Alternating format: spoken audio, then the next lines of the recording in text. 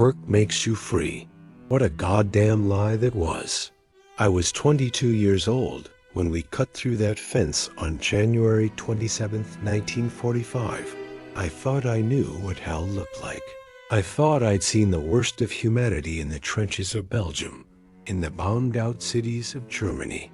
But nothing could have prepared me for what we found behind those barbed wires. The silence hit us first. Not the silence of peace, but the silence of the dead.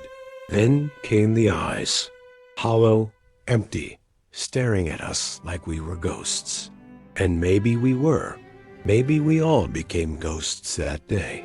But what keeps me awake at night?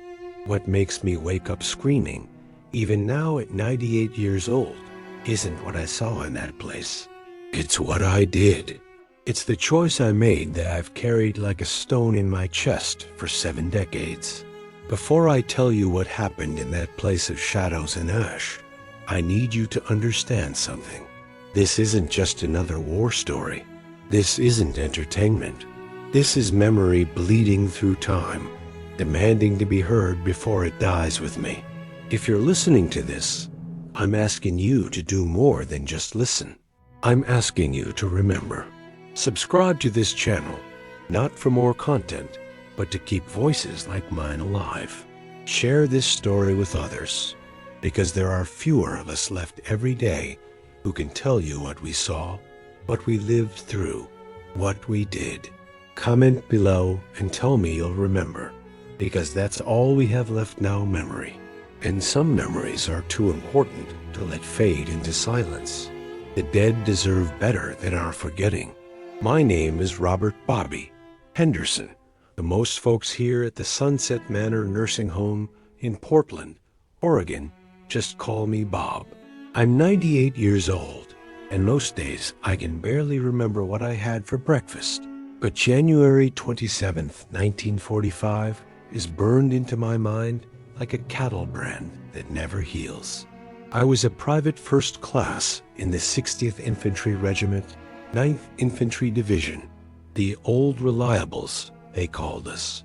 We'd been fighting our way across Europe for what felt like forever, though it had only been 8 months since we landed on those blood-soaked beaches in Normandy.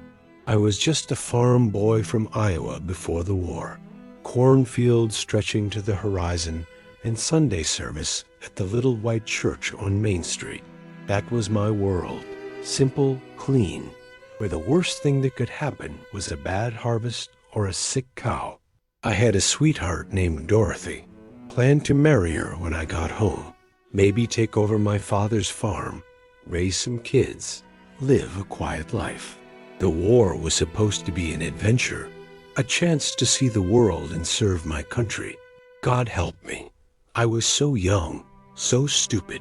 I had no idea that some things once seen poison your soul forever. We'd been advancing through Poland for 3 days without much resistance. The Germans were retreating fast, burning everything behind them as they went. The countryside was a wasteland of snow and ash, skeleton trees reaching up to a gray sky like the arms of the dead. Our boots crunched through the frozen ground, and our breath came out in white clouds that reminded me too much of the smoke we'd been seeing on the horizon for days. The cold was bitter, the kind that gets into your bones and stays there, but we were used to it by then. What we weren't used to was the smell that started reaching us about 5 miles out from the camp. At first, we thought it was just another bombed-out factory, maybe a fuel depot the Germans had torched. But as we got closer, the smell got stronger, and it wasn't the clean smell of burning wood or gasoline. It was something else, something organic and wrong. Sergeant Martinez called a halt about a mile from what the map said was some kind of industrial facility. Through my field glasses, I could see the fence line, watch towers standing empty against the sky, like the ribs of some massive dead animal. There was smoke rising from several buildings inside the perimeter, but it was thin, wispy, like the last breath of something dying. The whole place looked abandoned, but there was something about it, that made my skin crawl. I'd developed a sixth sense about when Germans were really gone and when they were just hiding, waiting to spring an ambush. This felt different, though. This felt like the land itself was sick. "Looks quiet," whispered Jimmy Walsh, the kid from Boston who joined our squad after the bulge. He was only 18, still had that baby fat on his cheeks, despite months of army rations and sleeping rough. Jimmy was always trying to crack jokes, always trying to keep our spirits up, but his voice was tight now, nervous. Lieutenant Thompson gathered us around. He was a good officer, 28 years old with a wife and baby girl back in Tennessee. His hands were shaking slightly as he looked at his map, and he was trying to hide it, but we all saw. We'd all learned to read the signs by then. When an officer was scared, you paid attention. "Intelligence says this is some kind of work camp," he told us in a low voice.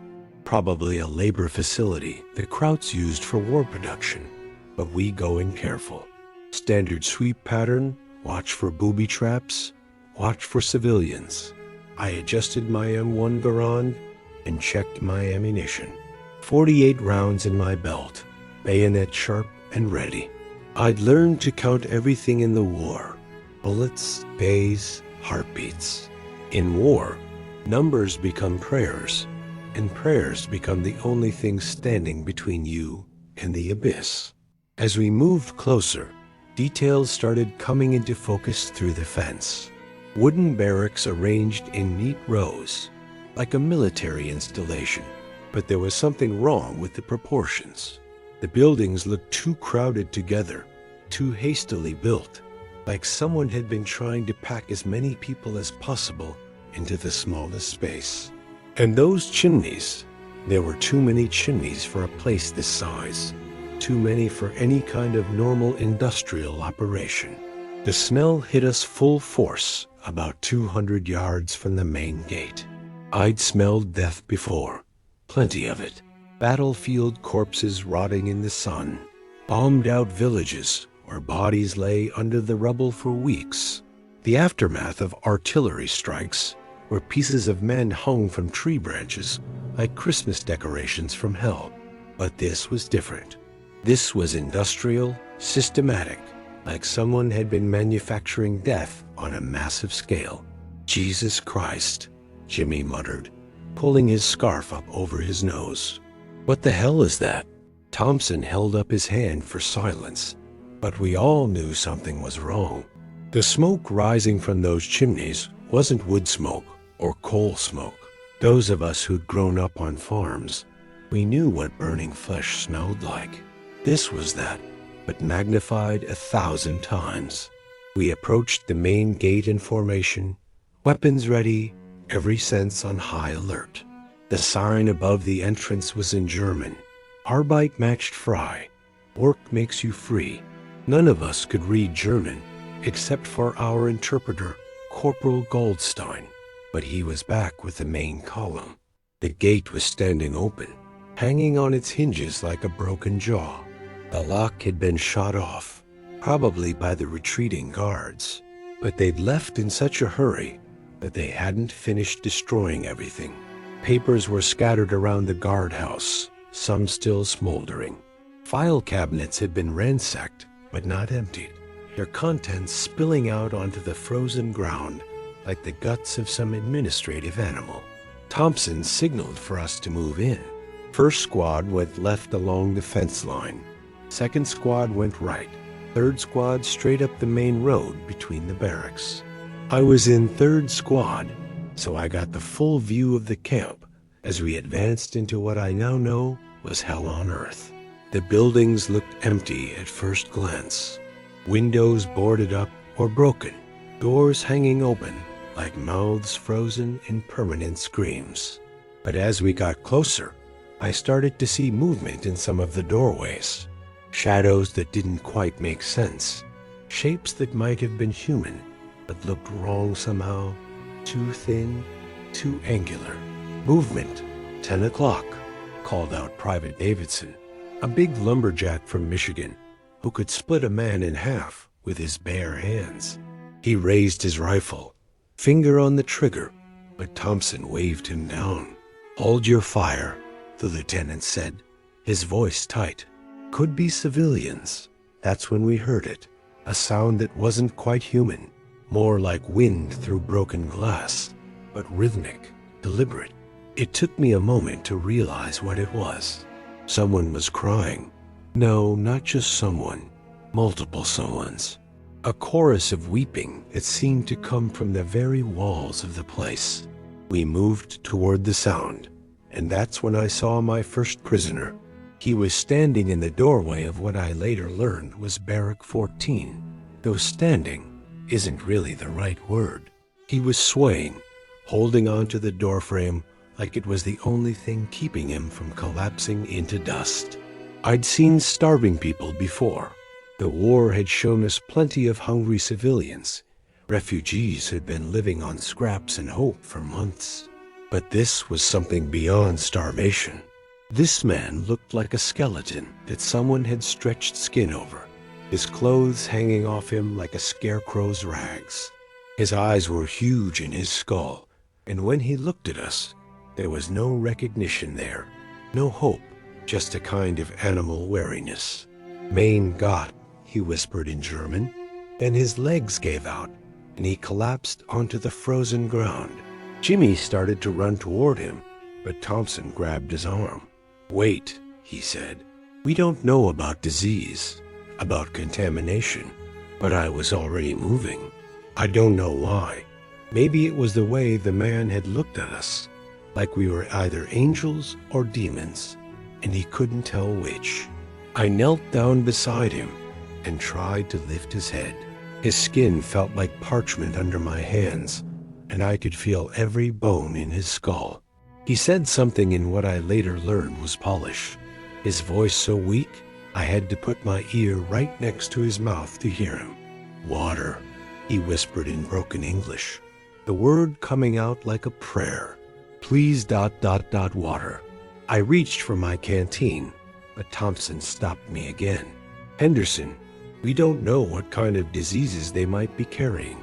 "I don't give a damn what we don't know," I snapped back. It was the first time I'd ever talked back to an officer, but something about this place was stripping away all the normal rules, all the military protocol. "This man is dying." I gave him a few sips from my canteen. He drank like someone who'd been lost in the desert for weeks, water running down his chin and soaking into his striped uniform. Then he grabbed my wrist with surprising strength for someone so close to death. "The others," he whispered. "In the barracks. Help the others." We started checking the buildings systematically, moving from barracks to barracks, like we were conducting a house-to-house search in enemy territory. The first few were empty, except for wooden bunks stacked 3 high, and the lingering smell of human waste and despair. But in Barrack 7, we found them. They were packed in like cordwood, layer upon layer of human beings in various stages of dying. Some were already dead, their bodies frozen in the positions they died in. Some were barely alive, their chests rising and falling so slightly you had to watch for a full minute to be sure they were breathing. And the ones who were still conscious just stared at us with those hollow eyes, not speaking, not crying, just staring like they'd forgotten how to do anything else. I counted 37 people in that first barracks, though the official reports later said there were over 7,000 prisoners in the entire subcamp when we arrived. I can only tell you what I saw with my own eyes, what I touched with my own hands, what seared itself into my memory like acid on metal. The man on the bottom bunk nearest the door couldn't have been more than 16 years old. His head was shaved down to stubble, and there was a number tattooed on his left forearm, B7394. When I knelt down to check if he was breathing, he flinched away from me like I was going to strike him, his whole body curling up in a defensive position that spoke of countless beatings. "It's okay," I said, though I wasn't sure he could understand English. "Americans. We're Americans. You're safe now. He said something in another language, maybe Yiddish, maybe Polish, maybe Hungarian, and pointed toward the back of the barracks with a hand that was nothing but skin and bone.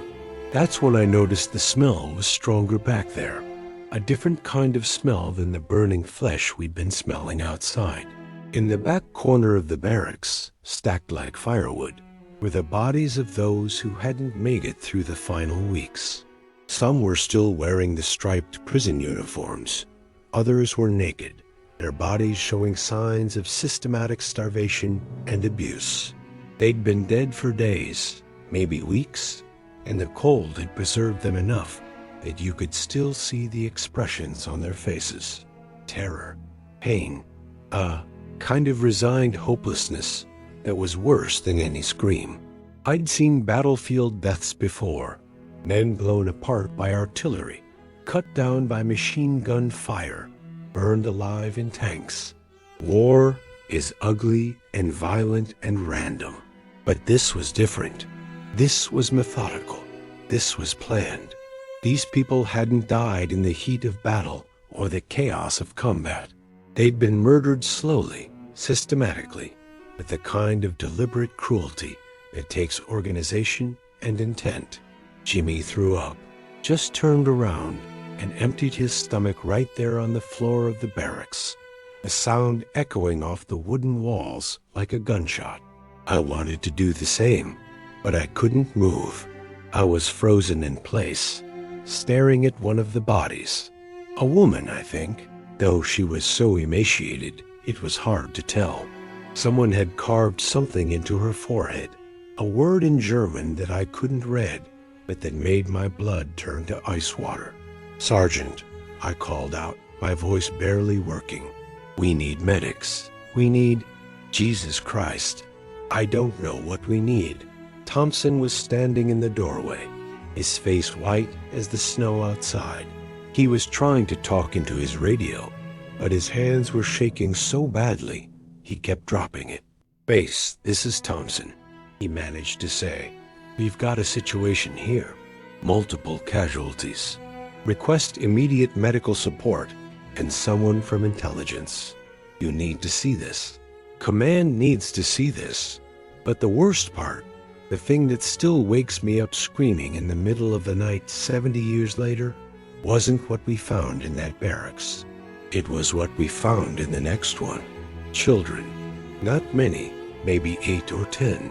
All boys, ranging from what looked like 10 years old to maybe 15. They were in slightly better condition than the adults, if you can call barely clinging to life better condition. Someone had been keeping them alive for reasons I didn't want to think about, for purposes that made my stomach turn, even before I understood what those purposes might be. The oldest one, a kid with dark hair and eyes that looked far too old for his face, spoke a little English. When he saw our uniforms, saw the American flag patches on our shoulders, he started to cry. Not sobbing, not wailing, just tears running down his cheeks, like his body had forgotten how to make any other response to emotion. "American soldiers?" he asked, and when I nodded, he said, "My name is Jakob. I am from Krakow. My parents, they took my parents to the showers." I didn't understand what he meant at the time. None of us did. We thought showers, meant cleaning up, meant something normal and human. It wasn't till later, much later, that we learned about the gas chambers at Birkenau, about the lie they told people about going to get cleaned up before being relocated. We spent the rest of that day going through every building in the camp, documenting everything we found, trying to make sense of an operation that defied all human understanding. The administration building with its meticulous records of arrivals and departures, births and deaths, work assignments and punishments. The workshops where prisoners had been forced to manufacture goods for the German war effort while slowly starving to death. The punishment cells where people had been locked in spaces too small to stand up or lie down. And the crematorium. There was a crematorium right there in the camp. A smaller version of the industrial-scale death factories they had at the main camp, but efficient enough for its purposes. It was still warm when we checked it. The SS guards had been burning evidence right up until the moment we arrived, destroying documents and disposing of bodies in a final frenzy of covering their tracks. The ovens were full of ash, but not just paper ash. There were bone fragments, pieces of things I don't want to describe, remnants of human beings who had been reduced to fuel for the Nazi war machine. Thompson ordered us not to disturb anything, said the intelligence officers would want to document everything exactly as we found it. But I couldn't stop looking. In one of the offices, scattered across the floor like fallen leaves, were hundreds of photographs. Personal photographs, family portraits, wedding pictures, children playing in gardens, young couples smiling at cameras.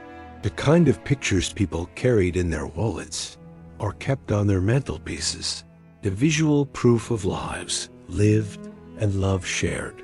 Someone had been going through them, sorting them into piles according to some system I couldn't understand.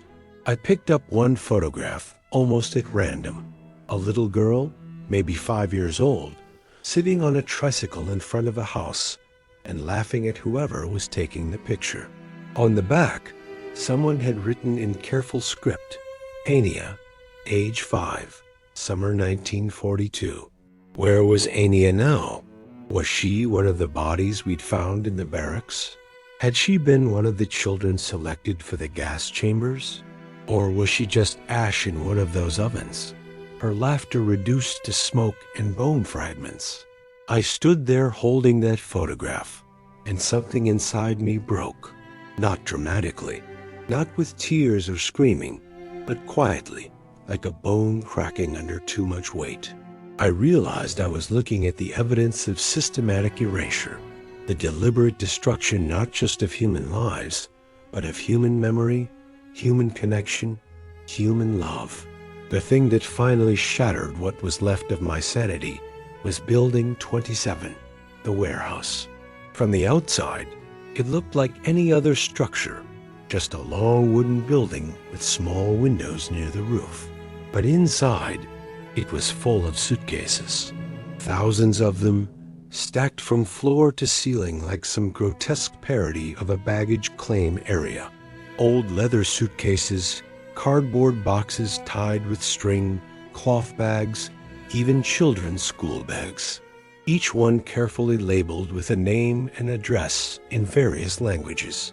Polish, Hungarian, German, French, Czech. The prisoners had been told they were being relocated for work assignments. They'd packed their belongings, their most precious possessions, thinking they were going to start new lives somewhere else. I opened one suitcase at random. It belonged to someone named Sarah Goldberg from Vienna. Inside were clothes neatly folded, a prayer book with pages worn soft from handling, family photographs, a child's stuffed rabbit that had been loved nearly to pieces.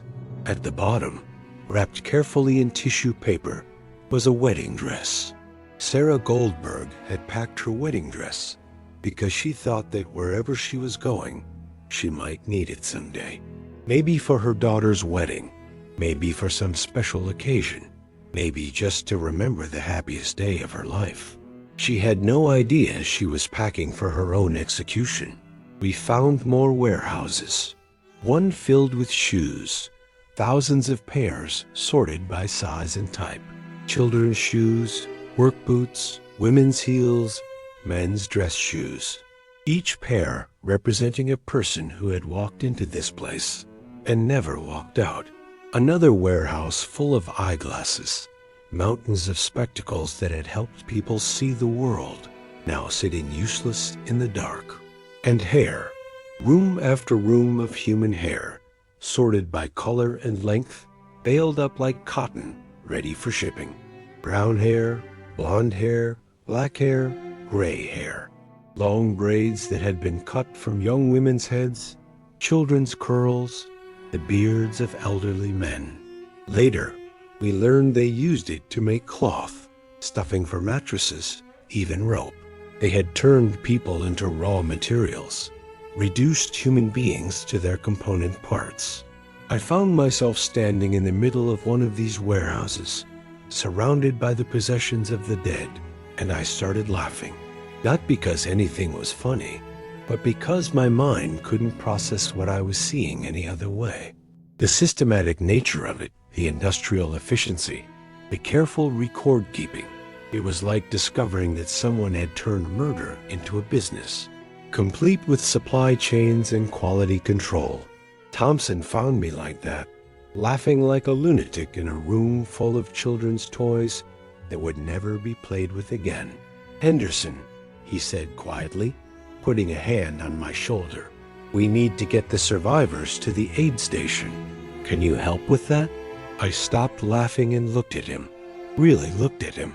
The lieutenant who'd been so confident leading us through the battlefields of Europe looked like he'd aged 10 years in the past few hours.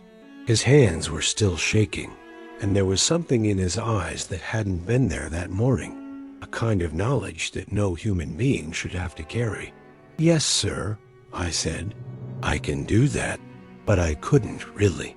None of us could do what needed to be done, because what needed to be done was impossible. How do you help people who have been systematically dehumanized? How do you provide care for souls that have been broken beyond repair? How do you offer hope to people who have seen the absolute worst that humanity is capable of? The medics arrived that evening, along with officers from Division Intelligence and some personnel I didn't recognize, men in civilian clothes who asked a lot of questions and took a lot of photographs. They set up a temporary hospital in what used to be the camp commandant's quarters, which seemed fitting somehow. The place where orders for torture and murder had been issued was now being used to try to save lives. But there wasn't much they could do. Of the prisoners we found alive, more than half died within the first week, not from violence or disease, but because their bodies had forgotten how to process food. We'd give them K rations, and their stomachs couldn't handle the richness. We'd give them water, and they'd drink too much too fast and make themselves violently ill. It was like watching people die from kindness. Jakob, the boy I'd talked to in the children's barracks, was one of the lucky ones. He survived long enough to tell his story to the intelligence officers, to help them understand what had been happening in the camp. It turned out his parents hadn't been gassed at Birkenau as I'd assumed. They'd been worked to death right there at Auschwitz, forced to perform hard labor on starvation rations until their bodies simply gave out. The showers he'd mentioned weren't gas chambers, but actual showers used as punishment, standing under ice-cold water for hours in the middle of winter, while guards watched and laughed. His parents had died holding hands, he told me. Even at the end, even when they could barely stand, they'd found a way to touch each other, to offer what comfort they could in their final moments. I thought I was helping. We all did. We thought we were the good guys riding in to save the day, bringing freedom and hope to people who had been living in hell. But every decision we made seemed to make things worse. Every attempt at kindness seemed to cause more pain. There was an old man, I never learned his name, who'd been in Auschwitz since 1942, 3 years in that place, and he'd survived by becoming invisible, by never drawing attention to himself, by eating anything he could find and asking no questions. When we liberated the camp, he was so excited he couldn't stop talking. In broken German and Polish, he kept trying to tell us his story, pointing to different parts of the camp and explaining what had happened there, what he'd witnessed, what he'd endured. I gave him my chocolate bar, one of those Hershey bars from my K rations that we all carried for energy. I thought I was being kind, thought I was giving him a small taste of sweetness after years of bitterness. He ate the whole thing in about 30 seconds, his face lighting up with joy at the taste of sugar and chocolate. Within an hour, he was dead. His stomach, weakened by years of starvation, couldn't handle that much fat and sugar at once. The camp medic said it was like giving poison to someone whose system had been destroyed by malnutrition. I killed that man with kindness, with a goddamn chocolate bar. But that wasn't the worst thing I did. That wasn't the decision that's haunted me for 70 years. There was a woman in the women's section of the camp. I don't know her name. I never found out, never got the chance to ask. She was maybe 40 years old, maybe 25. Impossible to tell because starvation and suffering had aged her beyond recognition. Somehow, through some miracle of will and biology, she'd managed to hide the fact that she was pregnant. She gave birth 3 days after we arrived, in the middle of a Polish winter, in a concentration camp, with no proper medical facilities and barely any supplies. But she did it. Against all odds, against all logic, she brought a baby into the world, a tiny, premature, but living human being. The woman was so proud, so happy. Despite everything she'd been through, despite the hell she'd survived, she kept saying something in Polish over and over again. Later, someone told me she was saying, "Miracle baby, miracle baby." She'd look at this tiny infant and smile, actually smile, like it was the most beautiful thing she'd ever seen. Which it was. In that place of death and horror, new life was a miracle beyond comprehension. I was on guard duty the night she died. She'd been getting weaker all day, and the medics said there wasn't much they could do. Her body had given everything it had to keeping that baby alive during the pregnancy. She was literally dying from the effort of bringing life into the world. She called me over around midnight. She couldn't speak much English, but through gestures and broken words, she managed to make me understand that she wanted me to take care of the baby. She pressed this tiny bundle into my arms and looked at me with eyes that held the weight of the world, like she was asking me to promise something I couldn't possibly promise. The baby was so small, like a bird that had fallen from its nest. I could feel its tiny heart beating against my chest, could feel the fragile warmth of new life in my hands. She died about an hour later, just closed her eyes and stopped breathing. Peaceful almost, like she'd completed the most important task of her life and could finally rest. And I stood there holding her baby, and I realized I had no idea what to do. None of us did. The camp was being evacuated. The surviving prisoners were being moved to displaced persons camps. And here I was, with an infant who couldn't tell us who its parents were or where it had come from. There was a Polish Red Cross worker at the camp, a woman named Maria, who spoke English and was helping to identify and relocate the survivors. I told her about the baby, about the mother who had died bringing it into the world. The child needs a family, she said, someone who can care for it properly, give it a chance at a normal life. She knew a family in Krakow, she said, good people who had lost their own child during the war and were looking to adopt. They were teachers, educated people who could provide for the baby, give it opportunities, help it grow up to be something more than just another war orphan. It seemed like the right thing to do, the humanitarian thing. Give this miracle baby a chance at a real life, away from the horror of the camps, away from the weight of what had happened here. But I made a decision that night that I've regretted every day since. A decision that's eaten at my soul like cancer for 7 decades. I never told them the truth about where the baby came from. I told Maria to tell the family that the baby's parents had died in a bombing raid. I said they'd been killed when the Germans bombed a refugee convoy, that the baby had been found in the wreckage by American soldiers. I thought it would be kinder that way, easier, less complicated. I thought I was protecting the child from the horror of its origins. I thought I was giving it a clean slate, a fresh start, a chance to grow up without the burden of knowing it had been born in hell. But what I really did was steal that child's history. I took away its connection to its mother, to the woman who had died bringing it into the world. I erased the fact that it had been born in Auschwitz, that it was a miracle in the middle of the worst place humanity has ever created. I made that decision in about 30 seconds, standing there in the snow with a dead woman at my feet and her baby in my arms. And I'd spent 70 years wondering if I did the right thing. The truth is, I was a coward. I was protecting myself, protecting all of us. It was easier to pretend that baby had come from somewhere normal, somewhere that didn't challenge our understanding of how the world was supposed to work.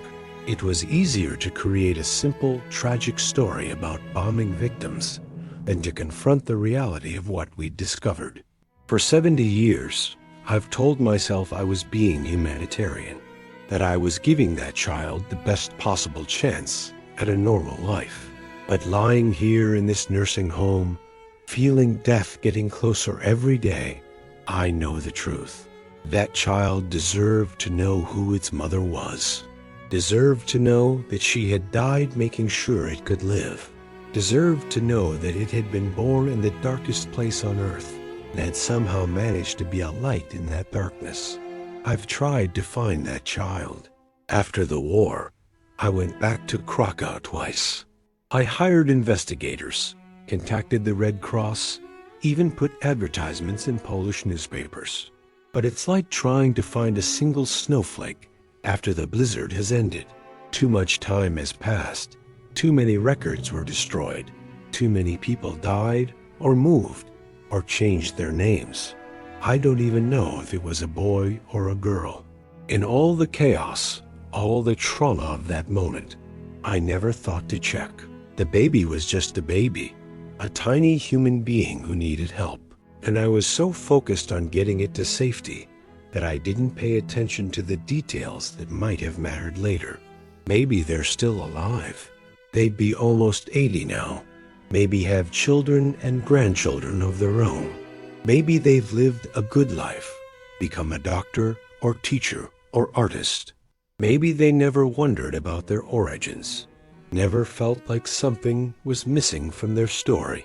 Or maybe they've spent their whole life feeling like they didn't quite fit, like there was some piece of their identity that had been stolen from them. Maybe they've had nightmares about places they'd never been, dreams about people they'd never met, a sense that their life story didn't quite add up. I'll never know. The official records say that American forces liberated approximately 7,000 prisoners from Auschwitz III Monowitz on January 27, 1945. They document the conditions we found, the evidence we gathered, the war crimes we uncovered. But they don't mention the baby born in the camp 3 days later. They don't mention the woman who died bringing that child into the world. They don't mention a 22-year-old farm boy from Iowa who made a decision that would haunt him for the rest of his life. History is made up of the things we choose to remember and the things we choose to forget. And sometimes the things we forget are the most important of all. The U.S. Army gave me a Bronze Star for my service in the liberation of the concentration camps. They said I had shown exceptional courage and humanity in the face of unprecedented horror. They had a ceremony and everything, with a general pinning the medal to my uniform, while photographers took pictures for the newspapers back home. I threw it away as soon as I got back to Iowa, buried it in a field behind my parents' farmhouse, because I knew the truth. I wasn't brave. I wasn't humanitarian. I was just a scared kid who made decisions I wasn't qualified to make. And one of those decisions haunts me more than all the death and suffering I witnessed. Dorothy and I never had children. We tried for years after the war, but it just wasn't meant to be. She used to say maybe it was God's way of telling us we weren't ready, but I knew better. It wasn't divine intervention. It was justice.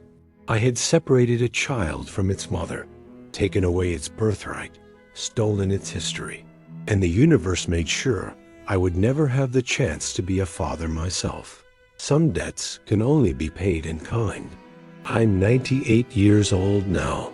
According to the doctors here at Sunset Manor, I probably won't see another Christmas.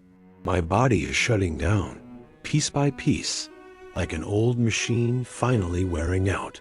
And maybe that's as it should be.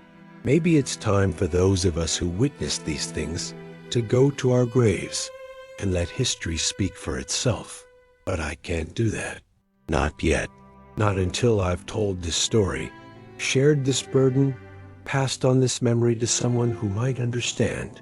Because somewhere out there is a person who was born in Auschwitz on January 30th, 1945. They were born to a woman whose name I never learned, a woman who gave her life to make sure they could live. They were born in the worst place humanity has ever created, but they were born out of love. If you're listening to this, if by some miracle you recognize your story in my words, I need you to know something. I'm sorry. I'm sorry I took your history from you. I'm sorry I decided what was best for you without asking. I'm sorry I was too much of a coward to tell you the truth about where you came from and who your mother was. But I also need you to know this. Your mother was a hero. She kept you alive for 9 months in hell. She brought you into the world with her last breath. She looked at you and saw hope in a place where hope should have been impossible. That's not a history to be ashamed of. That's a history to be proud of. You were born in darkness, but you were born as light. You were proof that even in the worst circumstances, even when evil seems to have won completely, life finds a way. Love finds a way. Hope finds a way. Your mother didn't just give birth to you. She gave birth to tomorrow. She gave birth to the possibility that the world could be better than what she had experienced. Every breath you've taken, every day you've lived, every moment of joy or love or laughter you've experienced, that's her gift to the world. That's her victory over the people who tried to destroy everything good and decent about humanity. I've carried this guilt for 70 years, but tonight, telling you this story, I realized something. The guilt was never mine to carry alone. It belongs to all of us. Everyone who knew what happened and chose to stay silent. Everyone who looked away. Everyone who decided it was easier to forget than to remember. But the memory belongs to you. The truth belongs to you. And now, finally, I'm giving it back. I don't know if this will reach you. I don't know if you'll ever hear these words or understand what they mean, but I had to try. I had to speak your mother's name into the darkness, even though I never learned what it was. I had to honor her sacrifice, even though I failed to honor it when it mattered most. The nurses here think I'm losing my mind. They find me sometimes in the middle of the night, talking to empty chairs, having conversations with people who aren't there. They think it's dementia, the natural decay of an old brain. But I know better. I'm talking to the dead. I'm talking to all the people whose stories died with them, whose voices were silenced forever. They deserve to be remembered. They deserve to have their names spoken aloud, their lives acknowledged, their suffering recognized. They deserve more than the silence that has swallowed them up like snow covering a battlefield. But most of all, they deserve to know that their deaths meant something, that we learned from their sacrifice, that we became better people because of what happened to them. Except we didn't, did we? We didn't learn. We didn't become better. We just found new ways to hate, new reasons to kill, new excuses to turn our backs on suffering. Bosnia, Rwanda, Syria, Myanmar. The names change, but the story stays the same. We say never again, and then we let it happen again and again. Maybe that's why I can't let go of this guilt. Maybe that's why this story won't let me die in peace. Because as long as we keep forgetting, as long as we keep choosing ignorance over knowledge, comfort over truth, as long as we keep believing that these things could never happen again, then they will happen again. The dead are counting on us to remember. The survivors are counting on us to bear witness. And the children who will be born into whatever darkness we create next are counting on us to do better than we did before. I failed that baby born in Auschwitz. I failed its mother. I failed everyone who died in that place by choosing the easy lie over the difficult truth. But maybe, by telling this story now, by breaking 70 years of silence, I can still do something right. Maybe I can make sure that one more voice doesn't disappear into the silence. Maybe I can make sure that one more story survives. Maybe I can make sure that somewhere, someone understands that behind every statistic, every number, every historical footnote, there was a human being who mattered. There was a woman who died bringing life into the world in the middle of hell. There was a baby who survived against all odds. There was a young soldier who made a choice he would regret for the rest of his life. These are not just details in a history book. These are human beings whose lives intersected for one brief moment in the darkness, and that intersection changed everything. That intersection changed me. It changed the course of that baby's life. It changed the world in ways too small to measure, but too important to ignore. And now it's changed you, because you've heard this story. You've become part of it. You carry it forward now, whether you want to or not. That's how memory works. That's how truth survives. One person tells another, and another, and another, until the story becomes bigger than any individual life, until it becomes part of the collective memory of what it means to be human. Some stories are too important to die with the people who live them. This is one of those stories. Not because it's particularly dramatic or unique. Thousands of babies were born in concentration camps. Thousands of soldiers made difficult decisions. Thousands of people carried guilt and secrets to their graves. But because it's real, because it happened, because it matters, because somewhere out there, an old person might be listening to this and thinking about the strange dreams they've had all their life, the sense of displacement they've never been able to explain, the feeling that their origin story never quite added up. And maybe, just maybe, they'll recognize themselves in these words, and maybe they'll understand that they were wanted, that they were loved, that their mother's last act was an act of hope, and that hope was justified because they survived, because they lived, because they became proof that evil doesn't always win. The sun is setting outside my window here at Sunset Manor. Appropriate name for this place, I suppose. The sunset of my life, the last light before the darkness. But I'm not afraid anymore. I've told the story that needed to be told. I've spoken the words that have been burning in my throat for 70 years. I've kept faith with the dead.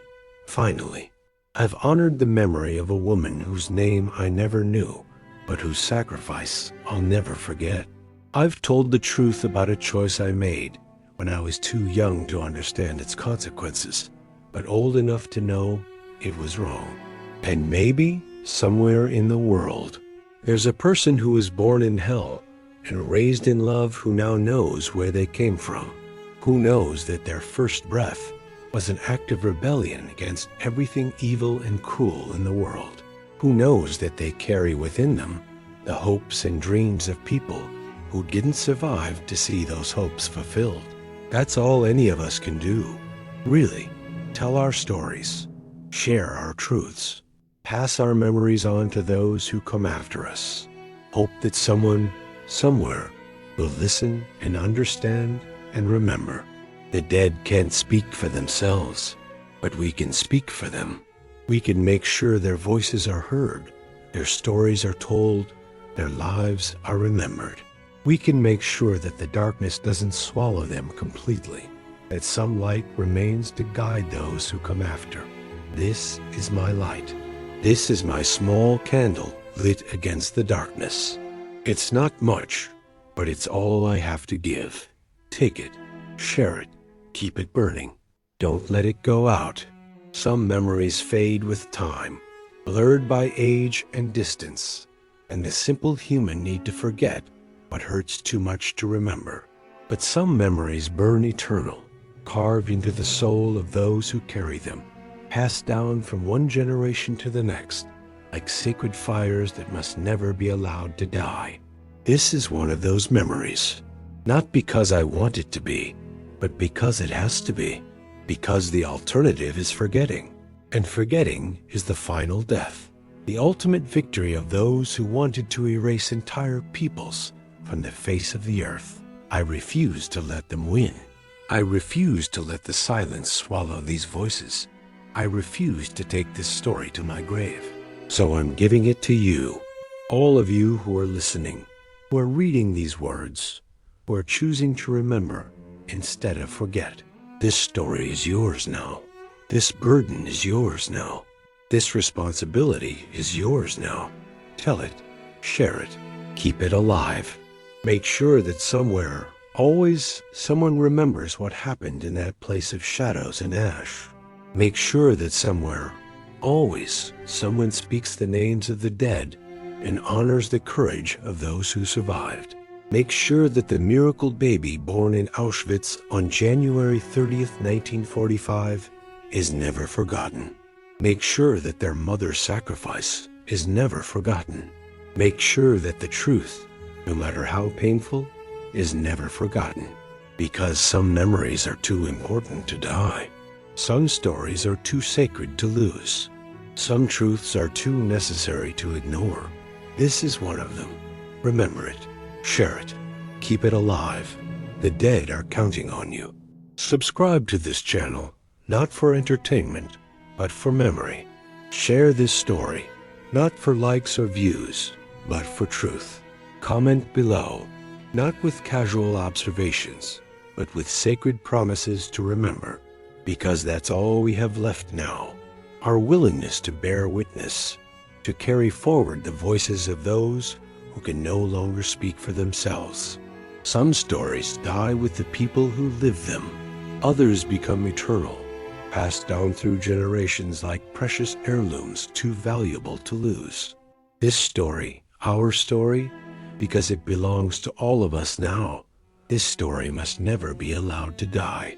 The voices of the past are calling to us across the years, across the silence, across the darkness. They're asking us to remember. They're asking us to learn. They're asking us to do better than we did before. Can you hear them? Will you listen? Will you remember? Some memories fade, but this one must never be forgotten. Subscribe and share to keep the voices of the past alive. Because when the last witness dies, when the last survivor is gone, and the last person who was there has spoken their final words, we become the guardians of memory. We become the keepers of truth. We become the voices of the dead.